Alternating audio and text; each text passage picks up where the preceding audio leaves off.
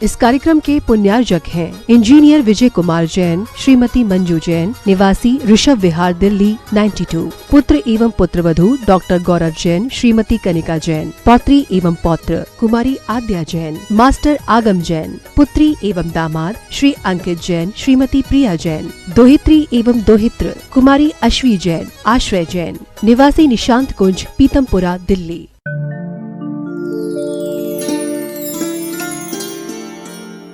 सात का महत्व तो है, लेकिन सात ही क्यों, इसका उत्तर अभी हमें भी सूझ नहीं रहा। हमें देखना पड़ेगा, प्रश्न किया है, समझना पड़ेगा सात ही क्यों है,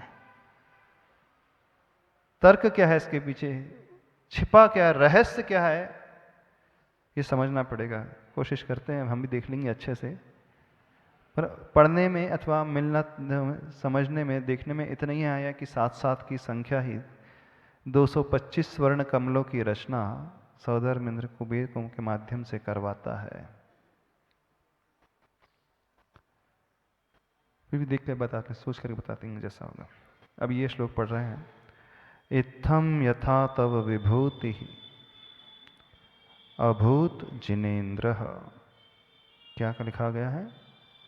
इत्थम यथा तब विभूति, रभूज लिखा है ना, रभूज वो मूल में विभूति था, विसर्ग था, और उसके पश्चात अभूत शब्द था, क्रिया लिखी है, और इसके पश्चात जिनेन्द्र शब्द आया है। संस्कृत व्याकरण के अनुसार विभूति के पश्चात जो विसर्ग था वह रेफ के रूप में परिवर्तित हो गया, और जो अभूत का त था वो ज के रूप में, चूंकि अगला शब्द जिनेन्द्र का ज वर्ण था इसलिए वहाँ पे त का ज हो गया, तो ये बन गया इत्थम यथा तव विभूति अभूत जिनेन्द्र। इत्थम यानी इस प्रकार से,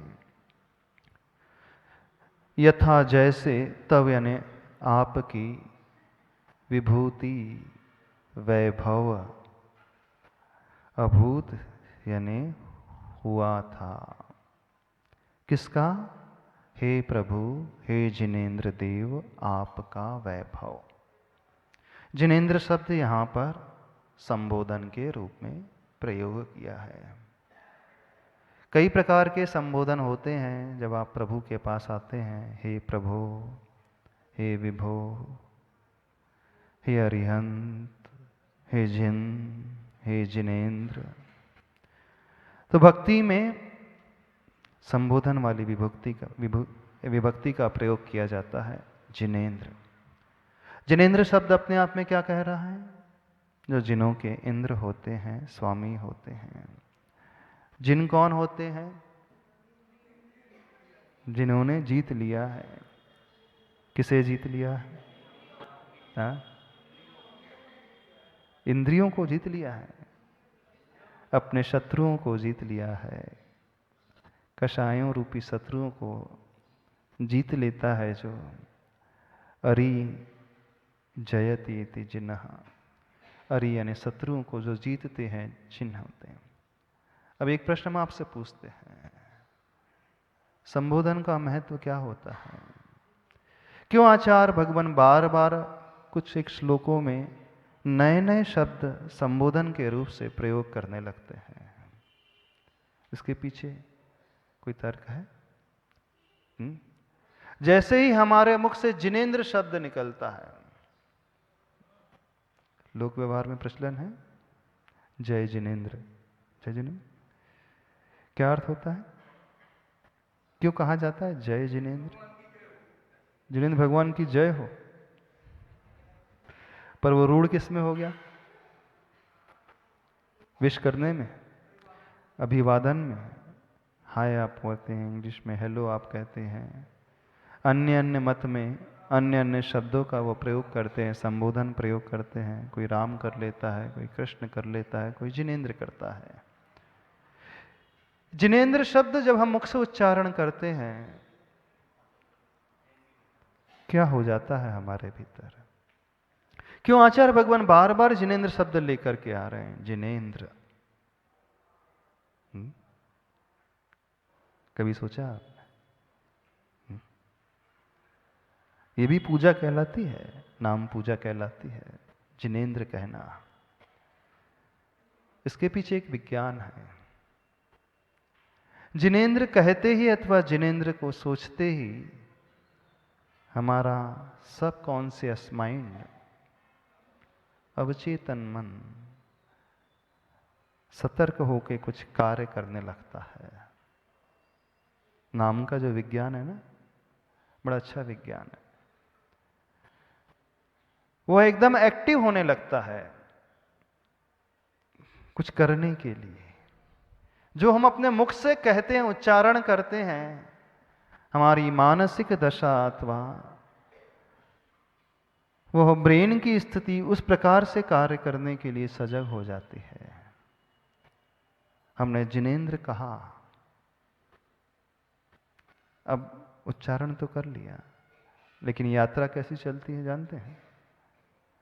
अब हमारा मस्तिष्क, हमारा ब्रेन कहता है जिनेंद्र कहो, मात्र कहो ही ना हो, जिनेंद्र के बारे में सोचो भी। यानी वह सामान्य व्यक्तित्व नहीं है। बार बार जितने बार हम उच्चारण करते चले जाएं, उसका प्रभाव हमारे ऊपर अंदर से पड़ने लगता है। इसलिए आचार्य भगवान संबोधन के रूप में कई बार इन शब्दों का प्रयोग करते हैं। आपने अनुभव किया होगा, आप लोग कई कार्य जो हैं इंटेंशनली करते हैं और कई कार्य आपके अनइंटेंशनली होते रहते हैं। कुछ कार्य यानी बुद्धिपूर्वक होते हैं, लेकिन कई कार्य अबुद्धिपूर्वक होने लगते हैं।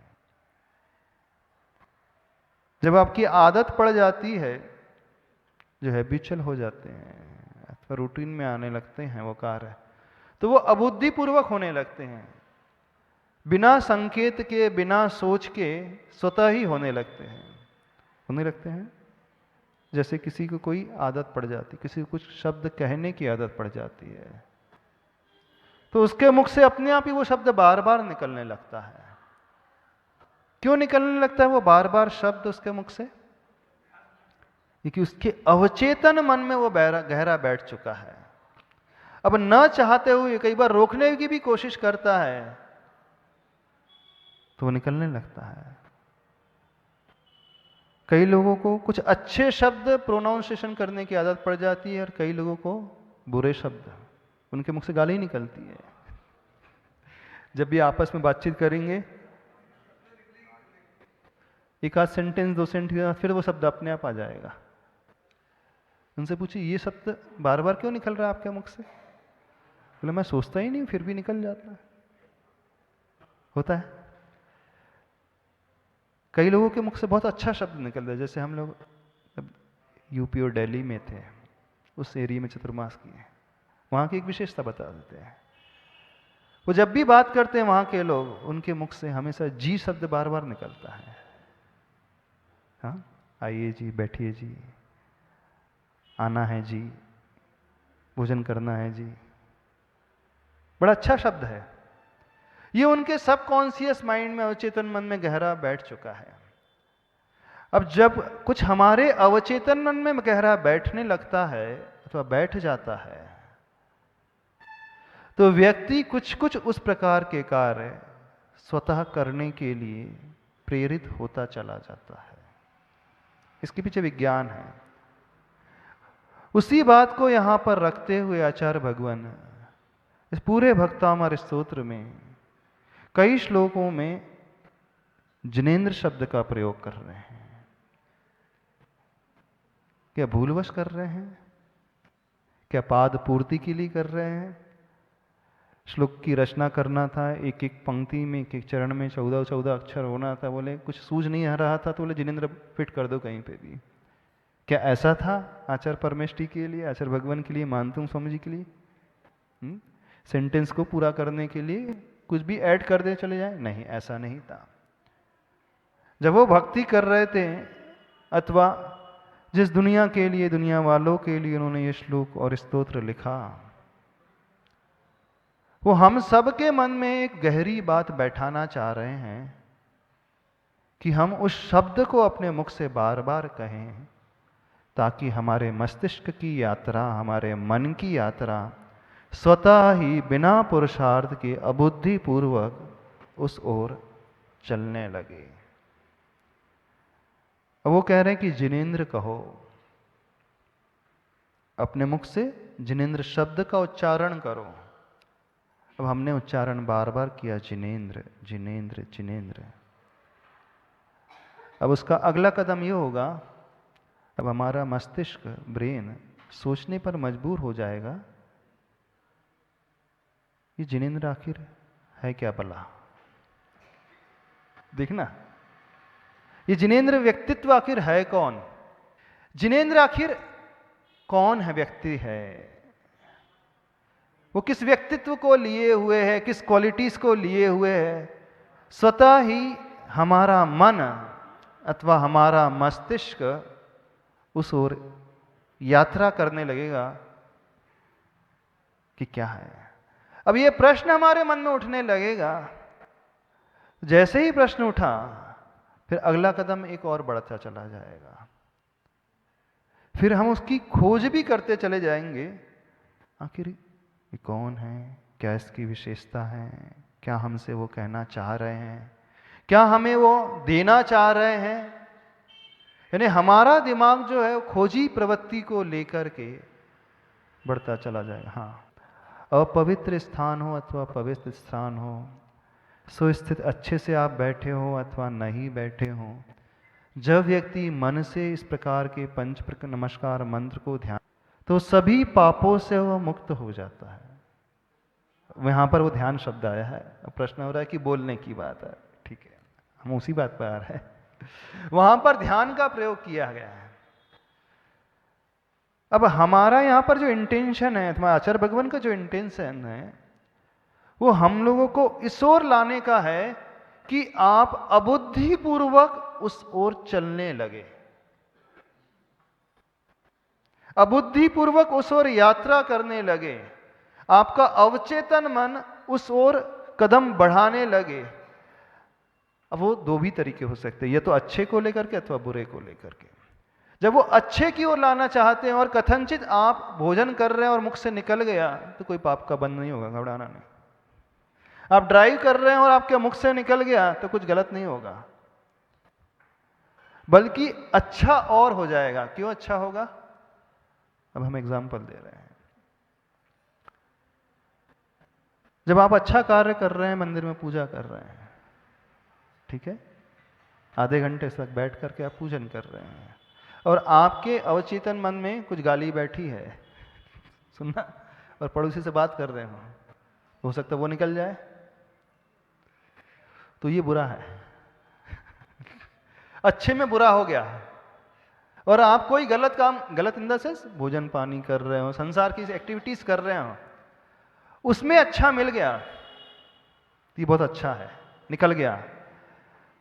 गुणग्राही दृष्टि रखने के लिए कहा जाता है, कचरे में भी हमें अच्छाइयां खोजना चाहिए, बुराइयां में भी हमें अच्छाइयां खोजना चाहिए। कचरे में यदि मणि मिल जाए, अच्छी वस्तु मिल जाए, तो दृष्टि वो रखना चाहिए कि हम गंदगी में भी जाकर के कुछ अच्छा खोजें, तो वो हमारे लिए हमेशा लाभदायक है।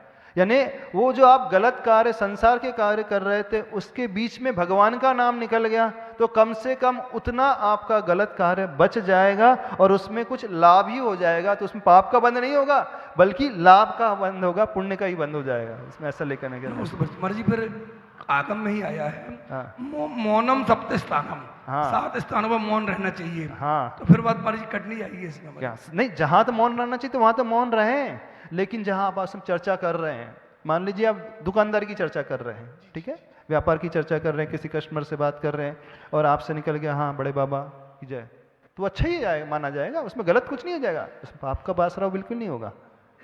और जी एक प्रश्न कल से दिमाग में जो आ रहा है कि परसों कार्यक्रम रखा था, बड़ी संभावना दिख रही थी, पानी भी गिर जाएगा, ये हो जाएगा, हो जाएगा, लेकिन हम लोगों ने भगवान की प्रार्थना की और आप लोगों को श्रीफल समर्पित किया और आचार्य महाराज को याद किया, तो सभी नेट फेल हो गया।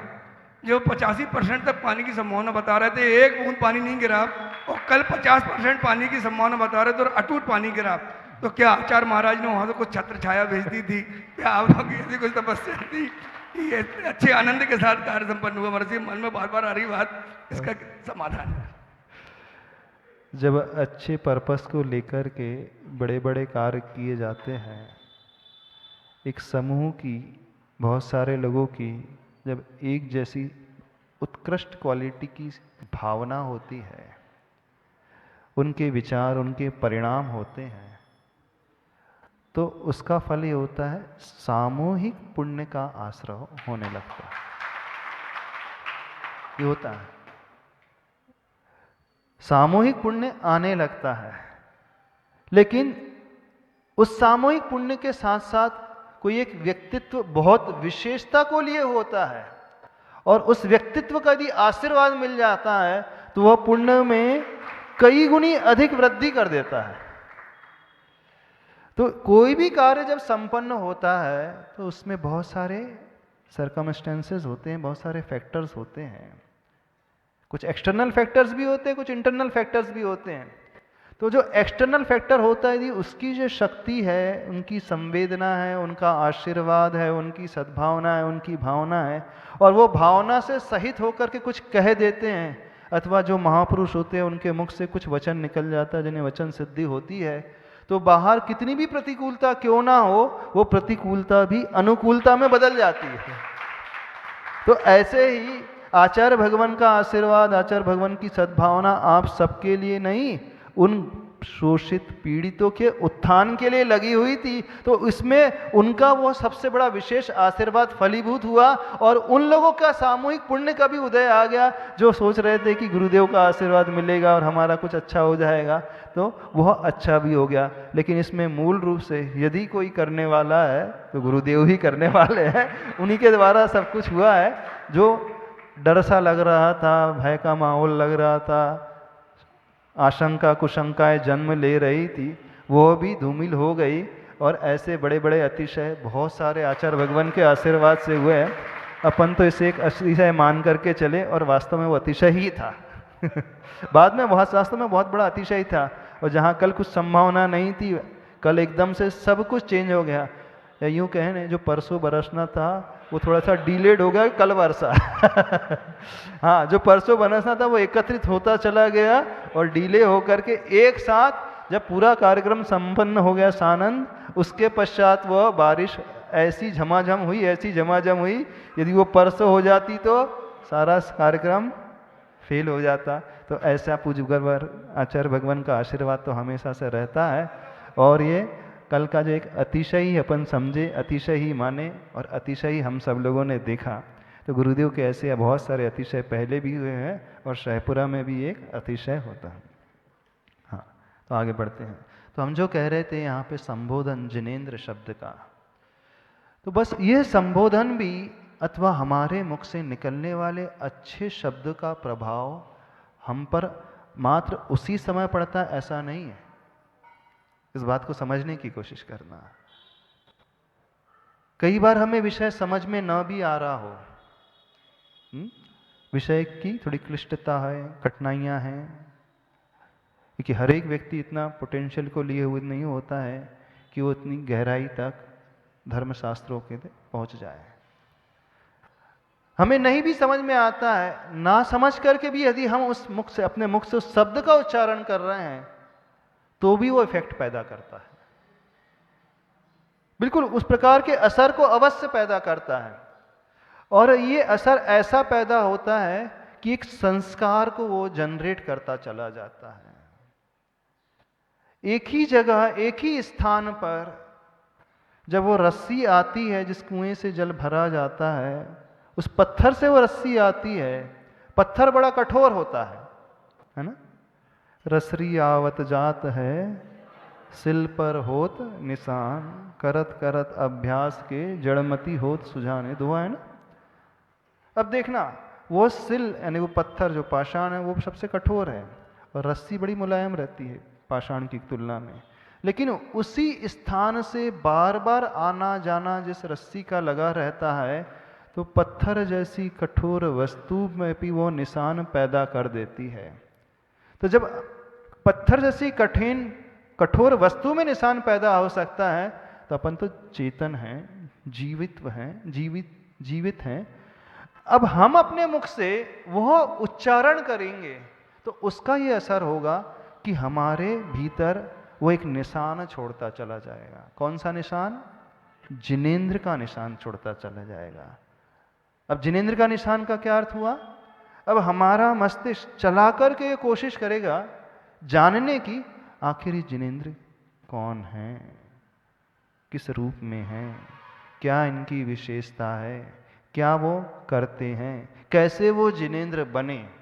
अब ये प्रश्न धीरे धीरे स्वतः ही उस व्यक्ति के मन में उठने लगेंगे। अब जब प्रश्न उठने लगेंगे तो उसके पश्चात क्या होगा?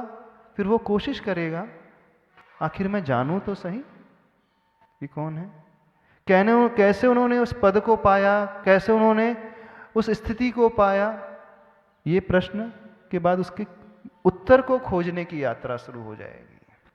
अब उत्तर को खोजने की यात्रा शुरू होने के पश्चात फिर उसका मन कहेगा नहीं, जैसे उन्होंने उस पद को पाया मुझे भी अपने जीवन में कुछ इस प्रकार से कार्य करना चाहिए ताकि मैं भी अपने भीतर उस परिवर्तन को ला सकूं और उनके उस रास्ते पर भले ही छोटा सा कदम क्यों ना हो, उस छोटे से कदम को बढ़ा सकूं।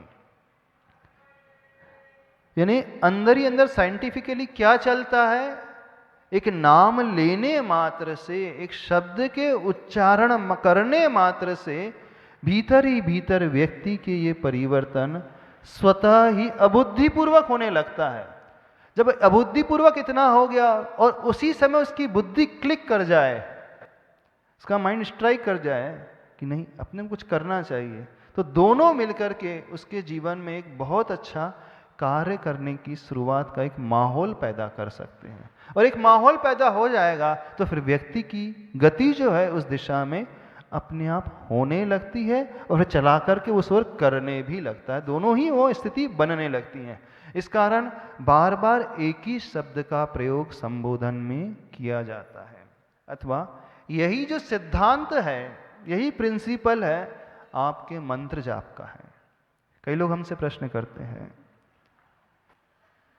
कि महाराज जी जब हम नमोकार मंत्र की जाप देते हैं हमारा मन नहीं लगता। नमो रियंताणम, नमो सिद्धाणम, नमो आयरियाणम, नमो उज्जैणम, नमो लोहे सवेसाणम, बस हम पढ़ते चले जाते हैं। मन कहीं और भाग जाता है, मन ऑफिस में चले जाता है, मन दुकान में चले जाता है, घर गृहस्थी में चले जाता है, बच्चों में चले जाता है। तो ऐसी जाप का कोई फायदा भी होता है कि नहीं होता है कि हम टाइम वेस्ट कर रहे हैं। अभी हम कर्म की बात नहीं कर रहे हैं। सिद्धांत ये क्या गया कि उससे पुण्य कर्म का आश्रय होगा। भले ही द्रव्य से उच्चारण चल रहा है, भले ही वचनों के माध्यम से उच्चारण चल रहा है, तो वचन योग तो शुभ हो गया, और शुभ वचन योग के माध्यम से मन योग भले ही नहीं हो रहा हमारा, लेकिन वचन योग और काय योग, जो आप माला की मोतियों को, उस गुरियों को सरका रहे हैं, तो उस समय वचन योग भी शुभ है और काय योग यानी शरीर की एक्टिविटी भी, वचन की एक्टिविटी प्लस शरीर की एक्टिविटी अच्छी है, तो कर्म सिद्धांत ये कहता उस समय शुभ कर्म का आश्रय होगा। लेकिन अभी हम कर्म सिद्धांत के अनुसार नहीं कह रहे हैं आपसे, अब हम विज्ञान के हिसाब से समझने की कोशिश कर रहे हैं। जब हम इस मंत्र को बार बार दोहराते हैं तो बार बार दोहराने का प्रभाव ये पड़ता है कि हमारा अवचेतन मन उसी प्रकार से कार्य करने लगता है। कई जगह उनके गुरु महाराज जो होते हैं अपने जो नवदीक्षित शिष्यों को एक संकल्प दिलाते हैं कि आपको 12-12 वर्ष की नाम साधना करना है। एक नाम साधना होती है। बोले और कुछ नहीं करना है, जपते रहो बोले 12 साल तक। मंत्र दे दिया उनके गुरु महाराज, बोले राम राम राम राम राम राम राम राम राम राम, बस और कुछ नहीं करना।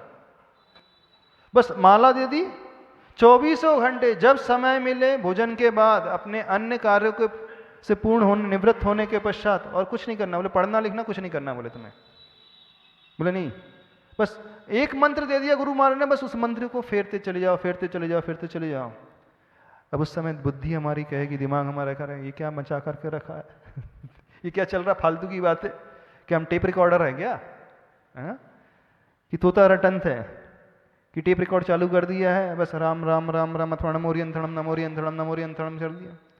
नहीं, एक शब्द कहने से, एक मंत्र के बार बार उच्चारण करने से हमारा मस्तिष्क, उसमें रहने वाली जो वर्गणाएं हैं वो शुद्ध होते चली जाती हैं।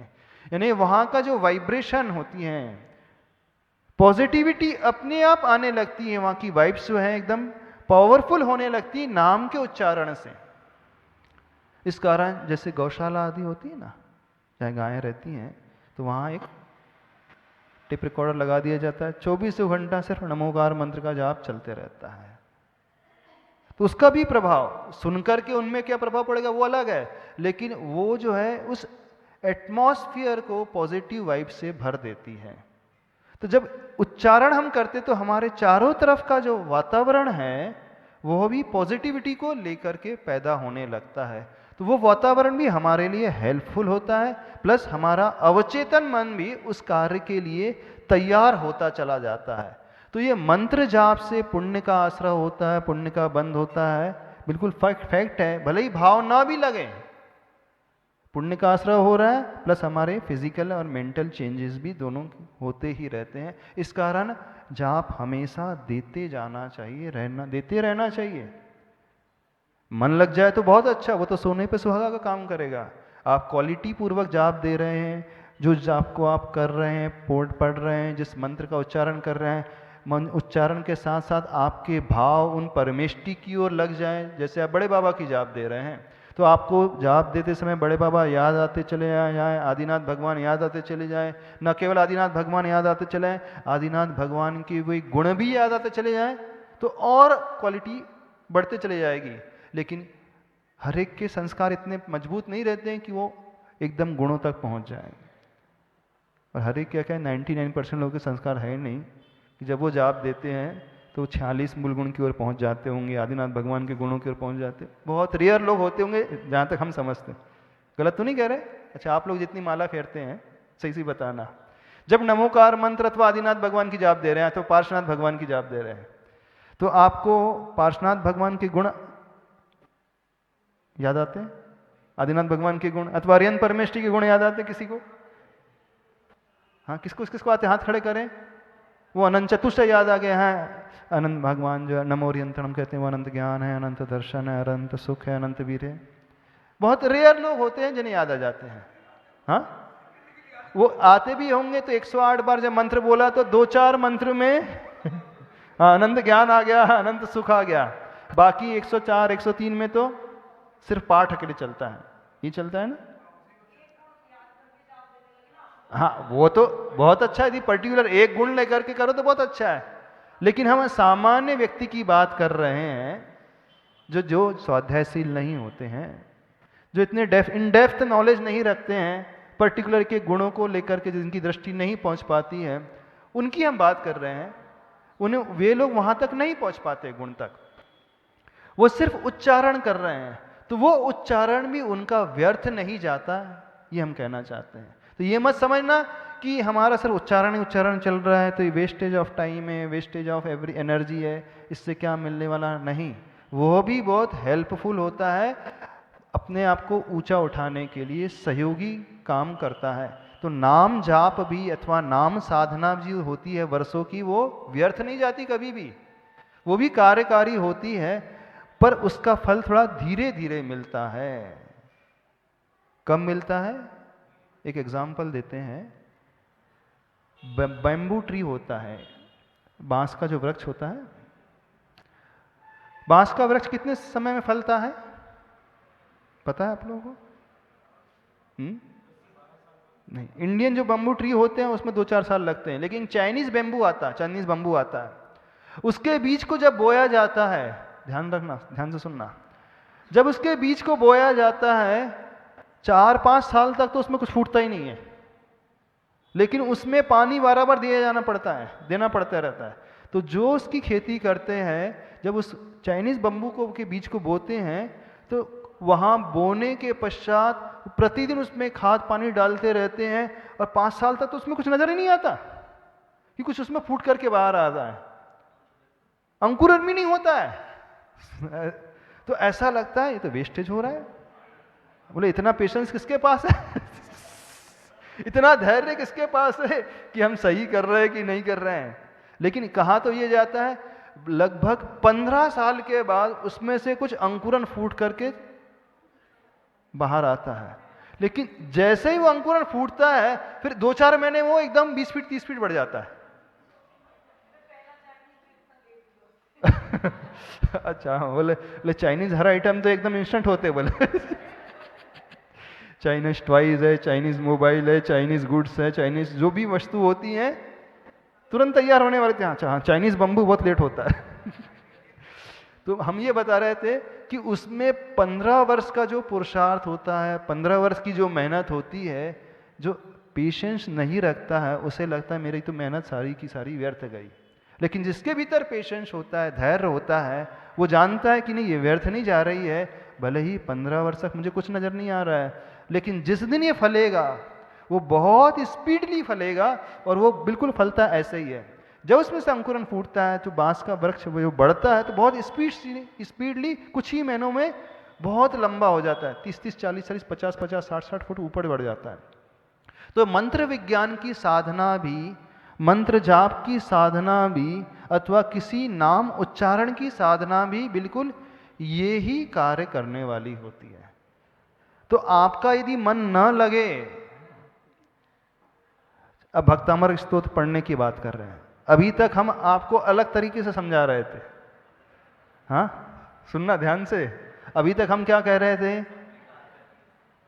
पढ़ना सब बेकार है। एक ही श्लोक बार बार पढ़ो, अच्छे से पढ़ो। अब हम कह रहे हैं यदि आपको ना भी समझ में आ रहा हो तो भी पढ़ते चले जाओ, पढ़ते चले जाओ, चलते चले जाओ, रोज पढ़ते चले जाओ, बार बार पढ़ते चले जाओ, वो व्यर्थ नहीं जाएगा आपका। लेकिन पेशेंस होना चाहिए, पेशेंस मत खो देना। धैर्य खो दोगे तो गड़बड़ हो जाएगी। आप ना समझ करके भी पढ़ रहे हो सालों साल, वो व्यर्थ नहीं जाएगा, वो बाद में कुछ ना कुछ किसी ना किसी रूप में फल अवश्य देने वाला होता है। हाँ हाँ, बेकार नहीं गई, लेकिन जितना फल मिल सकता था उतना नहीं मिला। यदि द्रव्य के साथ, नाम के साथ भाव ऐड हो जाए तो करोड़ों अरबों गुना फल मिलेगा। हाँ, इंडियन बम्बू जैसा फल मिलेगा। नाम के साथ भाव ऐड हो जाए तो करोड़ों गुना फल मिलेगा। लेकिन यदि कोई डिमोटिवेट होने लगे, एकदम हतोत्साहित हो जाए कि मेरा तो सब कुछ व्यर्थ से जा रहा है, कुछ समझ ही नहीं आ रहा क्या हो रहा है, मैं इतनी भक्ति करता हूँ, मैं इतनी पूजा करता हूँ, मैं कितनी जाप देता हूँ, मेरी इतनी माला का नियम है, मुझे फल तो नज़र आ ही नहीं रहा है। घबराना नहीं, फल मिलेगा, मिलेगा। धैर्य रखो, समय से फल मिलता है। अब क्या करें, फास्ट फूड का ज़माना है, सब फास्ट लाइफ का ज़माना है, फास्ट मनी का ज़माना है, तो हर व्यक्ति धर्म का फल भी फास्ट चाहता है ना? ऐसे चाहते हो, पर ऐसा नहीं, इसमें पेशेंस रखो, मिलेगा। तो कुल मिलाकर के कंक्लूजन, निष्कर्ष क्या निकला कि भले ही द्रव्य से क्रिया की जा रही हो तो वो भी कुछ ना कुछ अवश्य दी करके जाती है। हाँ, लेकिन द्रव्य में भाव ऐड हो जाए तो फिर कहना है क्या, बहुत नहीं, बहुत बहुत बहुत दे के जाएगी। हाँ, तो यहाँ पर जो शब्द कहा गया था जिनेन्द्र संबोधन, उस बात को हम रख रहे थे। इस श्लोक के अर्थ को देख ले। इत्थम यथा तब विभूति अभूत जिनेन्द्र, यानी इत्थम यानी इस प्रकार से, यथा यानी जैसी, तब यानी हे प्रभु आपकी, विभूति यानी वैभव। विभूति कौन सी है? अब बताओ, भगवान की विभूति कौन सी होती है? आप लोग प्रतिदिन प्रभु के पास आते हो, दर्शन करते हो, पूजा करते हो, आप प्रभु की कौन सी विभूति को देखते हो? कौन से वैभव को देखते हो? कौन से वैभव का आपको ज्ञान है प्रभु के?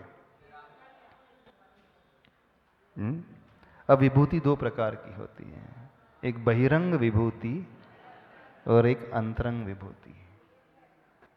बहिरंग विभूति जो हमें दिखलाई दे जाती है, जैसे कोई बहुत बड़ा व्यक्ति है, उसका शो ऑफ दिखलाई दे जाता है, उसका पैसा है, उसका घर है, उसकी गाड़ी है, उसका रहन सहन है, उसका पहनना है, ओढ़ना है, घूमना है, फिरना है, भोजन आदि करना है, ये सब हमें दिखलाई दे जाता है। बहुत रिच पर्सन है, अच्छी गाड़ी है, उसकी अच्छी कोठी है, ज्वेलरी है, कपड़े एक नंबर के ब्रांडेड है, भोजन भी वो एक नंबर का करता है, घूमता भी अच्छी अच्छी जगह है, बहुत खर्चा करता है, ये तो दिखलाई दे जाता है वैभव। तो ये माना जाता है बहिरंग वैभव अथवा बहिरंग विभूति। लेकिन एक विभूति होती है, एक वैभव होता है अंतरंग, अंदर में रहने वाला। वो क्या होता है? अंतरंग का सेटिस्फैक्शन, अंदर का नॉलेज, अंदर उसमें रहने वाली क्वालिटीज, जो उसके गुण होते हैं, वो हमें एकदम से बाहर से नहीं दिखलाई देंगे। जब हम उनके साथ रहेंगे, उठेंगे, बैठेंगे, बातचीत आदि करेंगे, उसका बिहेवियर जिस प्रकार का होता है, उसका नेचर जो हमें एकदम से नहीं दिखता है, लेकिन उसके अंदर की सोच होती है, विचारधारा होती है, उसका अंदर का वैभव होता है। तो ऐसे ही आदिनाथ भगवान है, प्रभु है, तीर्थंकर प्रभु है, उनकी विभूति है। तो उनकी बहिरंग विभूति है प्लस अंतरंग विभूति है। तो बहिरंग विभूति क्या है? प्रभु का समवसरण। वो बहिरंग लक्ष्मी मानी जाती है। वो अष्ट प्रातिहारों की रचना, वो सुंदर से सुंदर रत्नमय सिंहासन, वो 3 छत्र त्रय, वो भामंडल पीछे, वो अशोक वृक्ष रत्नों से बना, मणियों से बना हुआ है। वो चंवर जो ढुर रहे हैं, उनकी सेवा में 64 जो इंद्र आदि हैं, वो चंवर ढुरो रहे हैं। वो करोड़ों बजने वाले बाजे वाद्य यंत्र, जो करोड़ों देवता लोग उस आकाश मंडल में व्याप्त होकर के प्रभु के यश का गुणगान कर रहे हैं।